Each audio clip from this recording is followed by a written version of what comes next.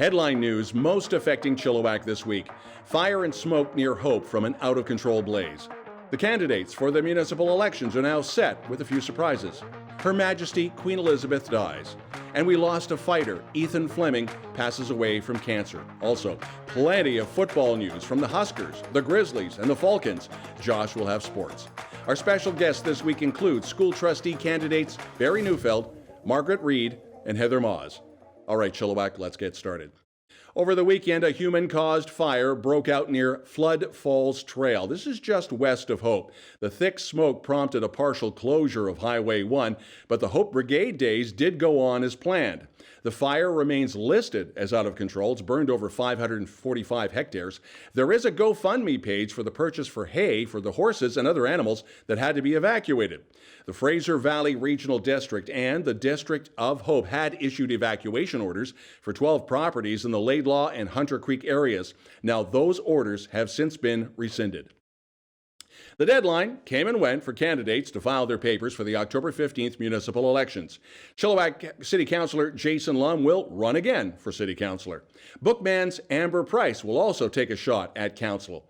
Harrison Mayor Leo Fascio basically surprised everyone. He's going to run again, but for council and not for mayor. Now, Kent's Sylvia Pranger is once again mayor for Kent, but this time by acclamation. Also, in the Fraser Valley Regional District, in the area that includes Cultus Lake and the Columbia Valley, Taryn Dixon wins by acclamation. And in the Fraser Valley Regional District, Chilliwack Lake, that'll be Patty McAhonick winning by acclamation. Heather Maahs will make another run for Chilliwack School Trustee this October. Ms. Maahs spoke with chillTV earlier, and we will have that interview later on in the show.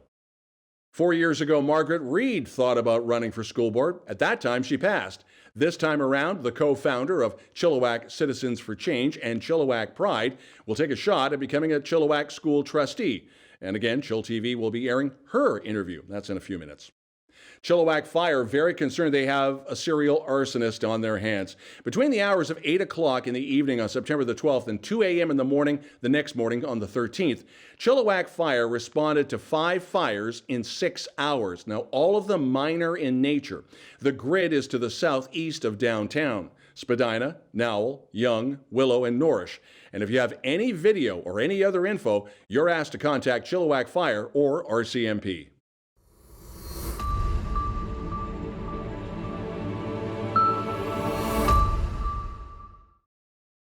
Last week, Her Royal Highness Queen Elizabeth II passed away at the age of 96. This after reigning for 70 years. She was succeeded by King Charles III. Now, this Monday will be a national holiday to mourn her loss, and of course the funeral will be held in London. It is not necessarily a stat holiday for everybody. That is going to be determined by governments and employers, but we do know that local schools and the provincial services will have the day off. Canada Post will not run. Now, in Chilliwack, there will be ceremonies commencing at 10:30 in the morning at All Sappers Memorial Park in Vetter and Veterans Park in downtown Chilliwack. Back in April, we told you about Rosedale's Ethan Flemming. The 16-year-old had gone through multiple surgeries in his fight with cancer. Many of us thought, ourselves included here at chillTV, that he would return to school in the fall. In fact, Ethan was making plans for classes at Imagine High. Last week, Ethan passed away surrounded by his family. A public memorial will be announced at a later date. Sockeye salmon season has started. Anglers immediately lined the river shores of the Vetter, the Chilliwack, and the Fraser. Island 22 and the Dudney boat launches have been busy and will be for another day or two. The fishing window closes this Sunday, the 18th. The Agassiz Fall Fair is this weekend at the fairgrounds, and just like last year, right on cue, the rain is expected to fall, so dress appropriately. Todd Richard will be headlining the weekend entertainment. Back in February, Cultus Lake Park staff worked to carefully remove the totem pole that was dedicated to the late chief, Richard Malloway. The Cultus Lake Park Board approving the restoration of the landmark back in January. And this coming Tuesday, there will be a rededication ceremony as the restored pole will be put back into its proper place. After the break, we have 3 school board candidate interviews: Barry Neufeld, Margaret, Reid, and Heather Maahs. And then after that, Josh with sports. Stay tuned.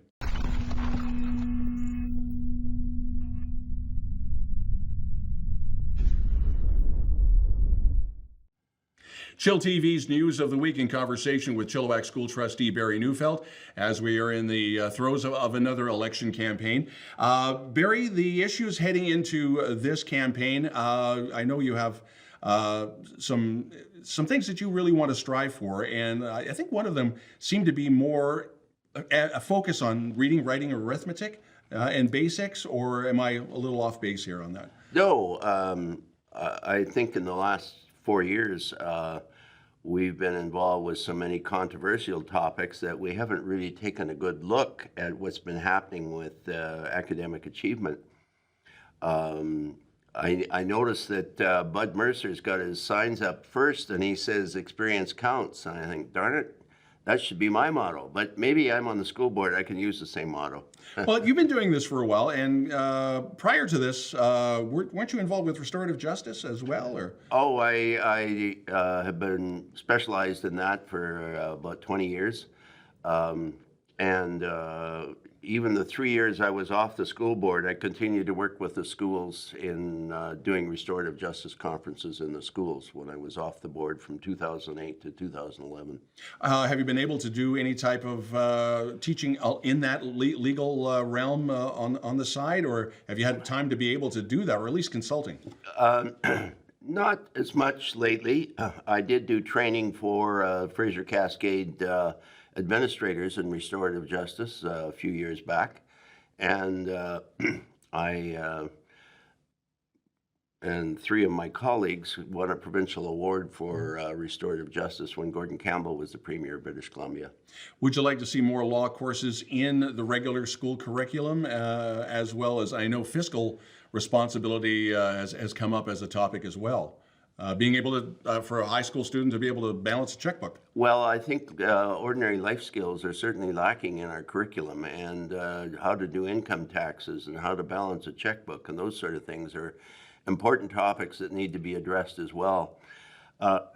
Just prior to the last election, we discovered a bit of a controversy in the school district. Teachers are always pushing back against standardized testing, and the one that we use in British Columbia is the FSA. And administration was trying this new reading and writing program, and according to the FSA results, it was making great improvements. So we allocated $1.5 million for this new program. Then just before the election, we discovered that the FSA numbers were all wrong. The Ministry of Education was counting things differently, and we had been duped into forking over $1.5 million for a program that wasn't working. But before we could get to the bottom of it and make anybody accountable, the superintendent went off on stress leave, and the new board has just not been interested in pursuing that at all and finding out what happened there. I would assume you want to try and bring that back to the forefront in your campaign as we're getting closer to October 15th? Well, the teachers are always concerned about the FSA. They claim it's not a useful tool. They claim that it doesn't really help them improve their teaching. But the problem, as I've seen it over the last 30 years, is that they keep changing the measuring tools. And you can't tell whether we're making progress or not because all of a sudden they've got a new measuring tool to try and measure. So we can't compare it to 4 or 5 years ago to know whether we're making headway or not. And with that said, you have the measurements there from FSA, and yet here we have Chilliwack. We're well over 100,000 people. We have expansions of schools, and it's not going to stop. Do you see any further conflicts in that, or can we just fix it by just building more schools and then just keep testing? You know, we need to agree as a province on what is a good way to measure achievement, because there hasn't been agreement on that ever since I've been a school trustee. And yet I do believe that you can measure achievement and see how kids are doing. And that's the only way we're going to find out what's best practices. There's too long we've been going along with fads and ideologies, and we're not really using what really works. Best practices is what's important. There has been a little bit of pushback from people who say maybe we should be leaning towards teaching the trades, or bring back car shop and home ec. Is that a viable option, or have we simply got away from the 3 R's? You know, Chilliwack is actually leading the province in their trades programs. I think Surrey is the only school district in BC that has a larger trades program, and it's worked very well for us. And you know, a kid can go out from high school, work in a trade, and he can end up be making $80,000 and living in a house when a university graduate is living in their parents' basement and paying off a $100,000 debt. And driving a cab or something like Yeah. that and doing Uber. We're going to have more of these conversations. Barry Neufeld, a big thank you for coming in. Thank you. And we, of course, with chillTV, will have extensive coverage on election night on October the 15th. You're watching chillTV's News of the Week.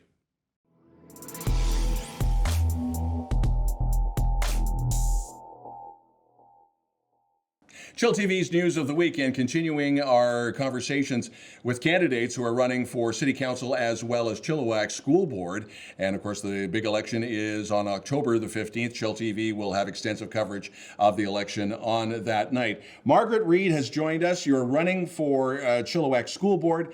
An interesting note that you had mentioned 4 years ago, you were humming and hawing about maybe doing it. Why did you say no in 2018? What made you change your mind? Well, in 2018, there were a lot of divisive politics, a lot of big questions coming up, and I wanted to throw my hat in the ring. I had a child in first grade, and I had some ideas, but I thought at that point I would only be running against something, and I wanted to take some time to really find my voice, figure out what I stood for, and figure out if the skill sets and interests that I had kind of translated to the school board. And since then, my oldest is now in grade 5, so I have one in first grade, second grade, and fifth grade, and I think I have a better understanding. I managed to go on, I was on the district PAC board and things like that, so I kind of buffered up that experience, and now I feel more confident making the decision. Now, you're talking about skill set and the 60-second business card. What can you bring to the table to the Chilliwack School Board? An education background? Have you taught? What are you doing career-wise right now? What can you bring? Absolutely. Well, not a lot of people know this, but I did actually do ECE for quite a number of years. And 6 or 7, ECE is? Early childhood education. Okay. So I did after-school care, summer camps, and youth leadership with the YMCA for 6 or 7 years. So that was where I kind of started. Currently, I'm working for United Way as a community builder. So doing emergent response and community capacity building, which translates very well to the school board because it's about networking and learning about different people and fostering their skills and their strengths and really about listening. And then in the community in the last 4 years, I did help create the Downtown Chilliwack Community Market, and I'm the president of the society. I co-founded and sit on the board for Chilliwack Pride, and I co-founded and helped create Chilliwack Citizens for Change. And I also have sat on my children's DPAC, like I mentioned before. Yeah. And I think a lot of those skills sort of translate because I, through all those nonprofits and creating those societies, we had to network, sit at different tables. I sit at CHC, poverty reduction, food security, all these sorts of things that come into play on the school board. And I have experience managing budgets, with governance, running meetings, that sort of thing, keeping an eye on policy and how it impacts people. When it comes to with kids and that, and you've got kids in the system, one thing that has started to come out throughout the entire province as we're leading into the municipal elections, the standardized testing in BC has been pulled back to a certain extent. Some want it back into grade 12. Have any of your kids gone through any of the grade 4 testing? Yeah, my oldest went. Well, she didn't. I actually opted her out of it. Mm-hmm. I don't believe that the FSA tests reflect the curriculum. We have a competency-based curriculum, and the FSA doesn't test the things that teachers should be actually building into their classroom. So I don't think it's particularly relevant. The only thing is that it is the only standard by which we have to measure the progress of Indigenous students. So in talking with different players in the community, the CTA, the DPAC, different schools as well as incumbents on the school board, we are thinking about ways that we can move forward with a better form of testing, but also maybe get rid of that one. Chilliwack School Board just went through the long-range plan for the next 5 years. One of the big concerns is the obvious growth we're seeing in Chilliwack. They're talking about some new elementaries, talking about perhaps another middle school. Didn't make any mention of another high school. We're now over at 100,000 people. You got kids in the system. Your views on that, and again, you have a background in finance and budgeting, so I'm sure you've gone over some of those numbers. Your thoughts? Absolutely. I actually, I have run budgeting through the nonprofits. It's definitely not where my education is, but I did sit down with the several incumbents and several teachers and other people just to understand those numbers a lot better. And I think that the strategic plan does a fairly good job of projecting our growth and where we're going to need those numbers. But I do think that there's space for more advocacy to the province, for more resources in certain areas. And we need to build those relationships with the provincial government, I think. You have the final word as we are slowly getting into towards October the 15th. Final word. There you are. Yeah, absolutely. So I would love to represent the parents and members of the community on the Chilliwack School Board. So I really hope that you vote for me on October 15th so that I can do that. Margaret Reid, who is running for Chilliwack School Board, thank you so much for dropping by. Thank you. And you're watching chillTV's News of the Week.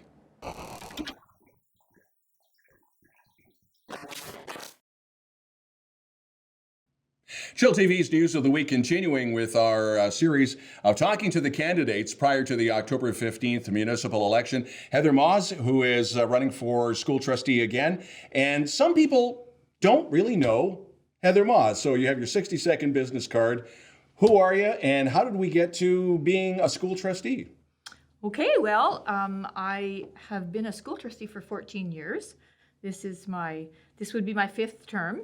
I initially began my quest for being on the school board as a result of a dyslexic child of mine, and that sort of began my journey into the education system and how it works. And I saw a lot of flaws. And so I wanted to get in there and fix it. And so I actually also went and took a Norton Gillingham tutoring course in 1993, and I tutored dyslexic students for 10 years.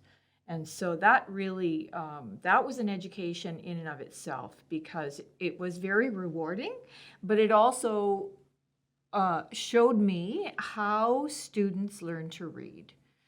And that is it, because first you learn to read and then you read to learn.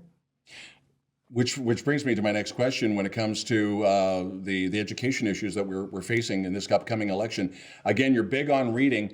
Where is the school district where you see it when it comes to reading skills? Is there a room for improvement? What should we do? Is there anything that you would want to see the ministry massage or outright change?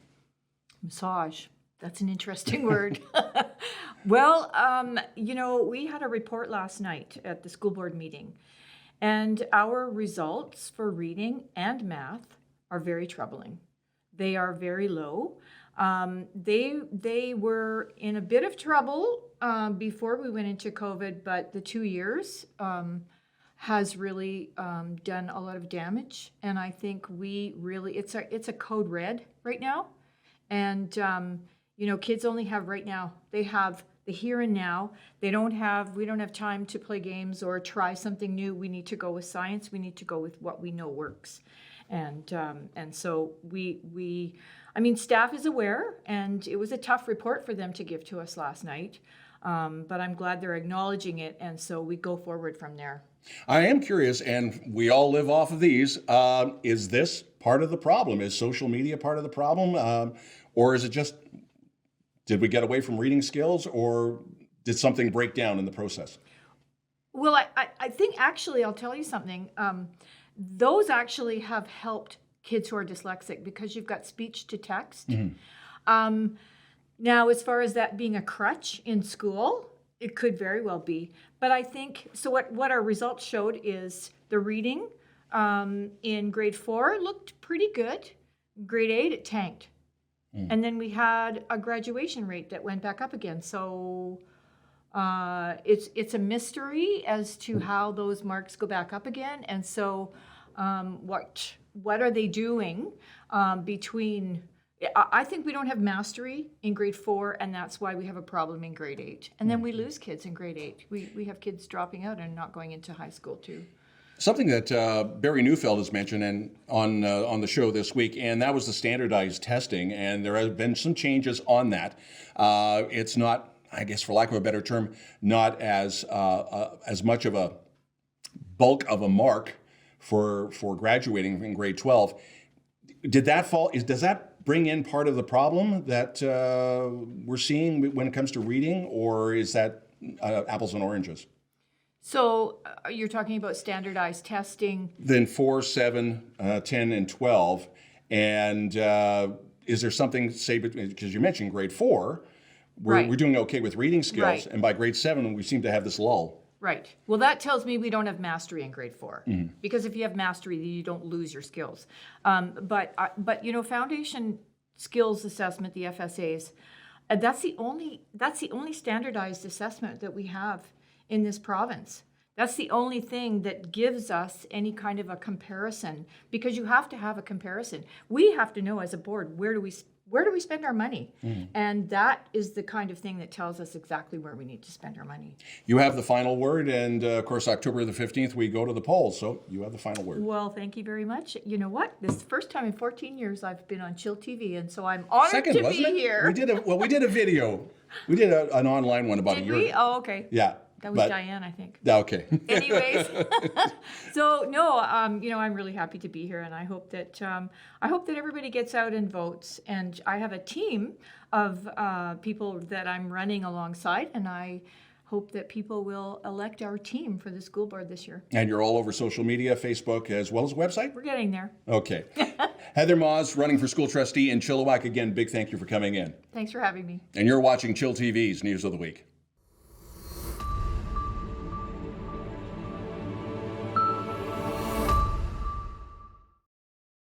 How's it going, everyone? Josh here with you once again, back with sports. As always, that's what we do. It's the sports segment. We do sports. Good to be with you once again. Let's jump into some football. It's football season, ladies and gentlemen, and they say that in football, defense wins championships. And while the recent success of some high-octane NFL offenses like the Chiefs and the Rams may have changed some minds, they are still out there. And they would have absolutely hated this weekend's Valley Huskers game, because when the dust settled at Nanaimo Secondary, the Valley Huskers had defeated the Vancouver Island Raiders 62-41 in a very defenses-optional style barn burner. The Huskers are now tied for second place in the BCFC at 5-2, tied with the West Shore Rebels. The Raiders are going to drop to 1-6 and are all but out of the playoffs at this point. Next up for the Huskers is a trip inland to the Apple Bowl and a September 17th date with the Okanagan Sun, who are 6-0 and lead the BCFC. That'll be a challenge for them. Sticking with football, in the second game of this young season, the AAA East GW Graham Grizzlies football team are now 2-0 after beating the fast-paced Carson Graham Eagles 56-24. They put up 297 yards on offense. What's with these Chilliwack teams putting up tons of offense? Let's go, boys. Let's go. Next game is going to be at John Barnsby to play the Bulldogs in Week 3 action Friday night in Nanaimo. One more football story for you, and we're sticking with high school. This weekend, Sardis Falcons senior varsity football team takes on Robert Bateman Friday night at 7 p.m. at Exhibition Stadium in an exhibition game, which of course makes some sense. Regular season is going to kick off on September 30th versus Belmont Secondary. Let's transition to hockey now. Hockey season also coming. Let's go. Very excited for that. The BC Hockey League Board of Governors has approved a pilot project to expand video review at the 2022 Showcase event on October 17th to the 20th, right here in Chilliwack. Through the use of the Sporfy video system, officials will be able to review all penalties where a player would be ejected from the game, except for abusive official or gross misconducts. The system was actually first tested out last year at the Showcase event at the Coliseum, and hope that its usage will continue to expand across the league. This Saturday is Ruth and Naomi's Ride for Ran. There are going to be 3 routes, varying lengths, and all of them are going to be starting at Vetter Park. Money raised will go to support RAN's numerous community projects. We are huge fans of RAN. You guys know I work for the Salvation Army. We love them over there, so please support this unbelievable event and their amazing work in the community. Their work is what allows us to do our work and all these other charities to do their work. We're all working together to take care of the people in this community, so go support that. Finally, let's go to golf. Some late season golf here, as Abbotsford's James Lepp shot a 59 to take home $10,000 in prizes at the 2022 Nick Taylor Charity Pro-Am played at Cultus Lake Golf Club last Friday. Now, if you're a golfer, you might be thinking, holy crap, 59, that's like 13 under par. That's an unbelievable score, except remember that Cultus is a par 63, so it's only 4 under, which is like still very good, but not like 13 under par. Congrats, James. Well done.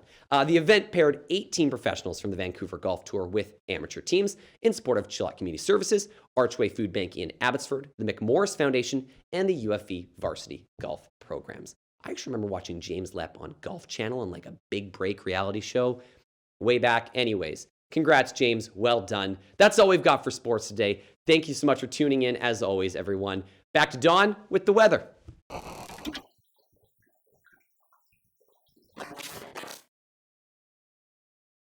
chillTV weather, it must be time for the Agassiz Fall Fair.